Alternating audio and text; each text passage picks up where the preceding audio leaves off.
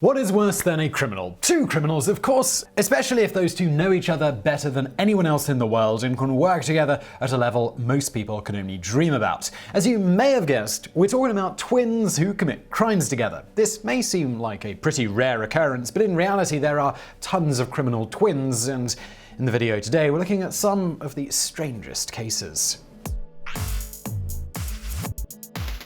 Number 10. Jared and Gerald Smith.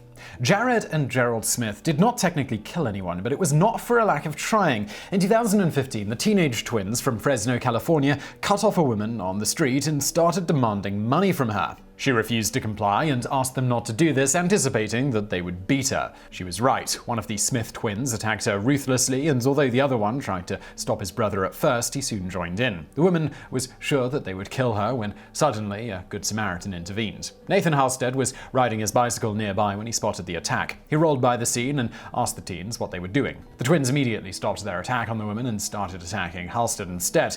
They brutally beat him down until he could no longer get up from the street. Then they started to fight a driver and a pedestrian who also tried to intervene. At this point, to everyone's shock, a car ran over the unconscious Halstead and killed him. The driver of the car had no chance to see the unconscious man, let alone swerve to avoid him, so the investigation found him innocent. Jared and Gerald Smith, who had left their victim defenseless on the road, were promptly arrested and charged with murder. Number 9. The Whitehead Twins. Teenagers often have issues, and if you look at the case of Tasmaya and Jasmaya Whitehead, it appears that teenage twins have double the issues. Until they were 14, Taz and Jazz were Girl Scouts, excellent students, and all-around well-behaved kids. However, in 2008, things took a drastic turn. For a year and a half, they became increasingly more rebellious and confrontative. When their mother, Jamaica, tried to put up some limits to their dating, cell phone use, and school skipping, they became violent. Jamaica found them so hard to handle that at one point she even had to send them to stay with their great-grandmother. This did nothing to remove the tension between the twins and their mother. Things came to a tragic end in 2010, just 1 week after Taz and Jazz had returned home. On January the 14th, Jamaica was brutally beaten and then stabbed. She died from a nasty spine-severing knife wound. Despite the fact that she had called the police 3 times over the week to come and rein in her increasingly terrifying children, it took a while until the investigators connected the murder to the 2 innocent-looking girls who claimed that they found their dead mother when they returned home from school. As the investigation proceeded and evidence started to mount, they finally started growing suspicious, and 4 months after the murder, the girls were arrested. After a grueling trial that lasted for years, the twins finally pled guilty in 2016. Number 8. The Fox Twins. Ebenezer Albert Fox and Albert Ebenezer Fox were hilariously named identical twins from Stevenage in the UK. Ever since their birth in 1863, they were constantly getting mixed up in trouble. One of the baby Foxes was marked with a blue ribbon and the other with a red one. However, their dad got the ribbons mixed up after they had been baptized, and from that moment on, no one was sure which kid was which.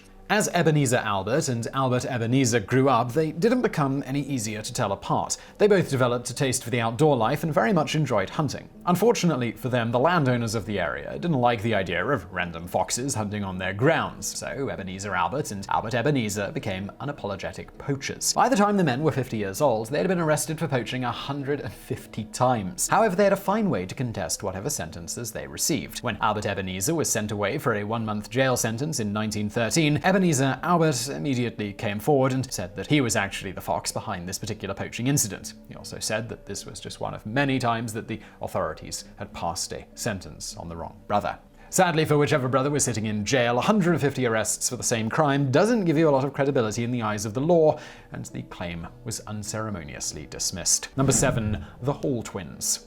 In 2007, Dante Hall was awaiting trial for killing a man in Orlando, Florida, when he got some rather unexpected family news. His identical twin brother, Dante, was also in jail awaiting a trial of his own. Well, it probably wasn't completely unexpected, because in 2006, the 2 brothers burst into a house party, shot 2 men dead, and robbed the place. If the court found them guilty and sentenced them to death, they would have been the first twins ever on death row. The problem was that the brothers had worn masks during their attack. Although witnesses and accomplices recognized Dante as a shooter and he was convicted in 2009, the prosecution had a difficult time tying Dante to the double murder. Mistrial followed mistrial as the defense adamantly argued that Dante had not been present at the scene at all. Dante's lawyers even played the evil twin card, saying Dante is the evil twin, not Dante. Of course, in the end it turns out that they were both the evil twin. Dante's girlfriend, who was an accomplice to the crime, agreed to testify against the brothers, and they were both found guilty. However, they both avoided death row. Dante was sentenced to life in prison, and Dante's initial death sentence was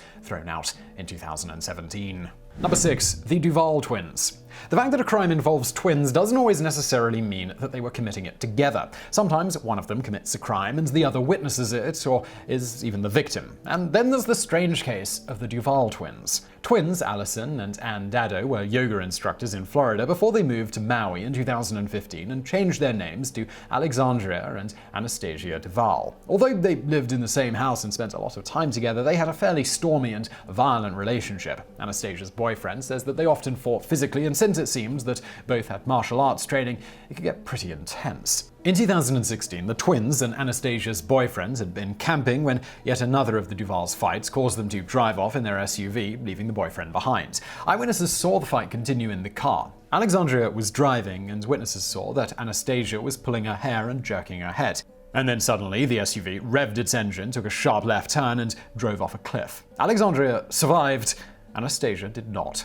The various shady elements of the case, together with the fact that initial reports said Alexandria smelled of alcohol, led to her being arrested and charged with second-degree murder. However, the defense successfully argued that the steep drop off the cliff wasn't visible from the road, and the dirt burned by the roadside, along with her sister actively fighting her, caused Alexandria to lose control of the car. She was ultimately acquitted.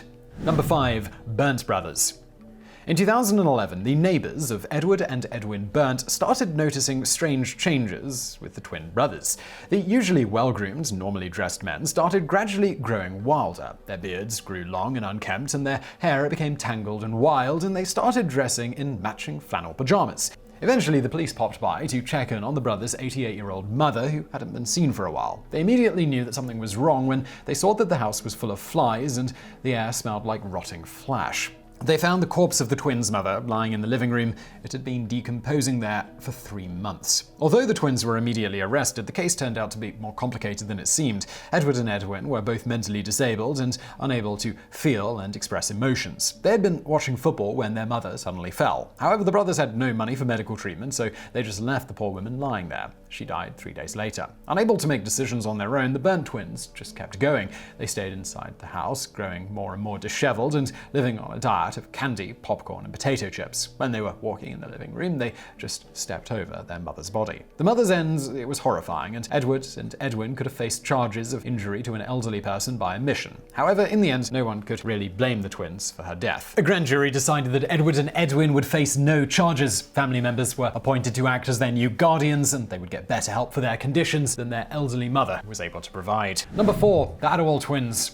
Mike and Peter Adiwal are notorious Canadian gangsters who run their own Adiwal Group, an association with a number of high-ranking members of other gangs in the Metro Vancouver area.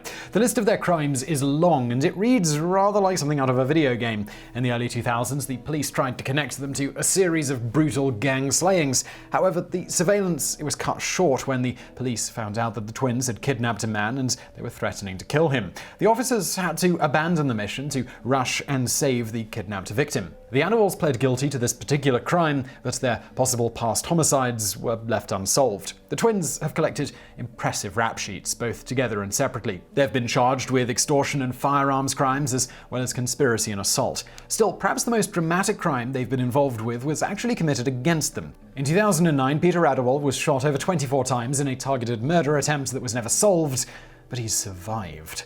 Number 3. The Alley Twins. The circumstances that killed the identical Alley twins, Wassel and Wael, are some of the strangest in the history of twins and crimes. In 2006, the brothers signed up for the US Army to become military police officers. They soon left military life after allegedly stealing an army vehicle, and they started working in customer service. However, their dreams of becoming police officers had not been left behind. In 2007, they were arrested for dressing as cops at Clarendon Ballroom in Virginia. Wael seems to have blamed Wassel for the incident, and authorities say that the two had traded punches. Wassel soon got revenge by implicating his brother in a shoplifting scheme. This seems to have been the last straw for a while. A few days later, Wassel was found dead in a forest area where the twins sometimes hung out. The bottom cartilage of his neck had been broken. He was 19 years old. Because the twins weren't exactly on good terms, the investigators immediately suspected Whitehead. The problem was they lacked physical evidence. You see, because the twins share the same DNA and there was no murder weapon, the prosecution had nothing concrete. The jury couldn't reach a verdict, and prosecutors decided not to retry Whitehead. Although the case remains officially open, we'll probably never find out what really happened to Whitehead. In 2015, the 25-year-old Whitehead was hanging out with his friends outside of Atlanta when one of them accidentally shot him in the neck. The bullet that killed him hit the exact spot where Whitehead's fatal wound had been. Number 2. The Tamales.